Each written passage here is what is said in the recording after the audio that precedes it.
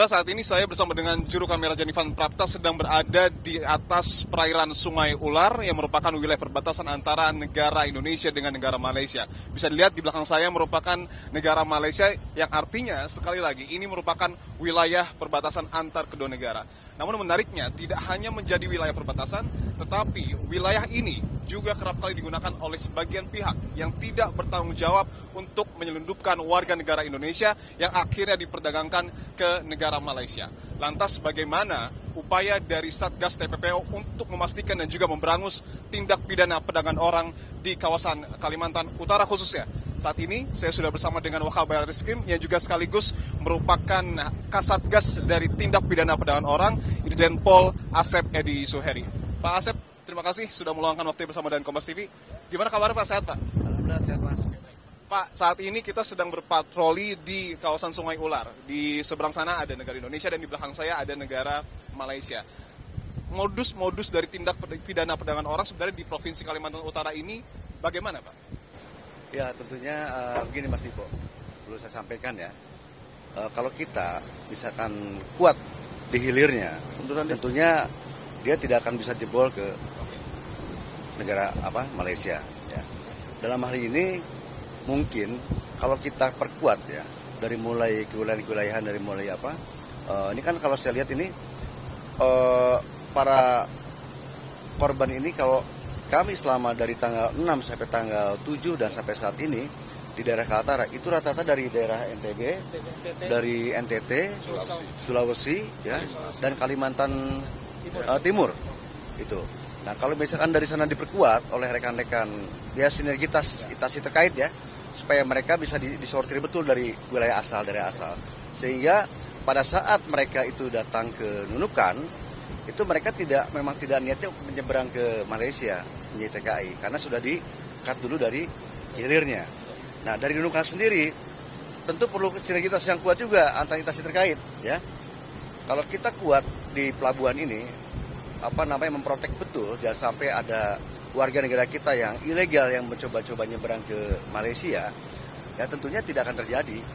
Nah karena ini mungkin karena ada beberapa pelaku yang sudah paham betul, karena kita tangkap juga sudah berulang kali dia tuh melakukan perdagangan orang, sudah paham betul caranya seperti apa dia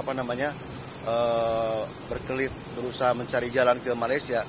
Nah jalur-jalur inilah yang mereka gunakan, ya. Nah tentunya kita dari pihak polisian itu ada tiga langkah. Pertama adalah preventif dan represif. Nah, preventif di sini adalah dari mulai pencegahan. Tentunya ada Satgas Bimas di wilayah masing-masing dan di Mabes juga supaya untuk melakukan sosialisasi pembinaan pada masyarakat bagaimana bahayanya kita kalau bekerja di luar negeri tanpa ada jaminan sosial, tanpa perlindungan hukum dan segala macamnya. Dan preventifnya mungkin dengan saat ini kita patroli ya Polair dari Sabara juga bisa kalau daerah daratan, kalau bisa daerah perairan ini dan patroli Polair bisa untuk melakukan pencegahan kepada kapal-kapal yang sedang menuju ke arah-arah perbatasan ini. Nah itu represifnya penegakan hukum yang kita lakukan kemarin dan sampai saat ini dan mungkin kita akan terus tindakan tegas. Gitu. Artinya ada beberapa langkah yang kemudian dilakukan. Kemarin kita sudah inspeksi juga di pelabuhan, hari ini juga kita lakukan patroli di Sungai Ular.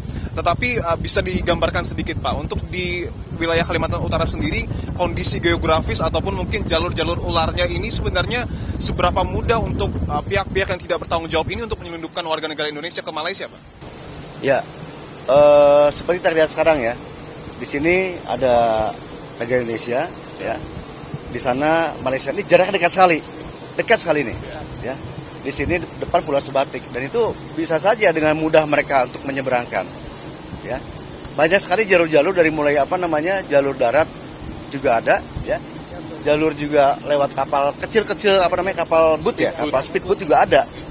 Nah itu sebenarnya sangat rentan sekali. Dan tentunya dan intensifkan kolaborasi sinergitas semua instansi terkait. Saya yakin ini tidak akan terjadi. Caranya adalah sinergitas antara instansi terkait dalam menghadapi problema tindak pidana perdagangan orang. Sinergitas antar instansi terkait artinya kalau dapat saya gambarkan di satu pos saja Pak ya, harusnya ada kolaborasi antar instansi terkait begitu ya Pak ya. Nah kita tahu, kita juga kemarin sudah memantau ada pos-pos penjagaan sebelum kita memasuki negara wilayah Malaysia, ada juga apa sungai-sungai sangat kecil gitu Pak. Penjagaannya sebenarnya dari Satgas TPPO berkolaborasi dengan instansi terkait lainnya, ini sudahkah diperketat atau bagaimana? Ya mungkin untuk sampai saat ini kita melakukan tahapan-tahapan ya, tidak langsung serta-merta. Nah mungkin setelah kita melakukan tindakan tegas ini, sesuai arahan Bapak Presiden, Bapak Kapolri, kita gakum ya untuk selama 1 bulan ke depan, hasil itu kita evaluasi. Seperti apa langkah-langkah kita untuk menyikapi yang terjadi saat ini. Ya, nanti ya kemarin wilayah juga sebagian sudah melakukan MOU. Ya, ada beberapa Polda yang melakukan MOU dengan instansi terkait dari imigrasi, BP2MI dan juga dari TNI ya, dan juga instansi yang lainnya yang berkaitan dengan masalah ini, yang tentunya itu bisa awal suatu yang baik ya dalam hal mencegah terjadinya tindak pidana perdagangan orang. Seperti itu Mas. Selama Satgas TPPO terbentuk, kemarin juga sudah dirilis 580 tersangka sudah ditangkap, 1.671 orang warga negara Indonesia sudah diamankan. Ada 5 DPO yang kemudian saat ini masih dicari oleh Satgas TPPO. Artinya langkah-langkah ini ataupun penangkapan DPO ini yang kemudian akan dilakukan ke depan ya Pak ya? Ya terus, kita tidak akan berhenti. Kita akan tidak tegas selama itu ada. Ya, bagaimanapun juga kita harus menyelamatkan warga negara Indonesia. Itu saya arahan dari Bapak Presiden, Bapak Kapolri. Ya, jangan sampai warga negara kita terbengkalai di negara luar. Seperti itu. Optimis memberangus TPPO di tanah air. Ya. Terima kasih banyak Pak Irjen Pol Asep Edi Suheri, Wakabadeskrim yang juga sekaligus Kasatgas dari TPPO. Terima kasih banyak Bapak-Bapak.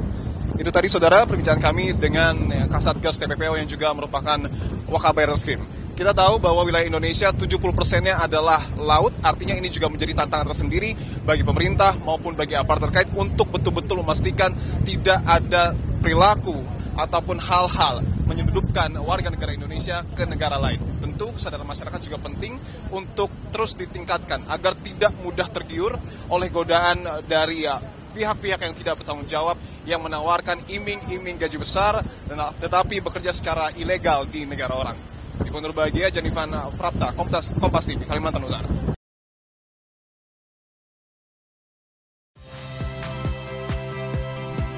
Saya Harjuno Pramendito. Saksikan program-program Kompas TV melalui siaran digital, pay TV, dan media streaming lainnya. Kompas TV, independen, terpercaya.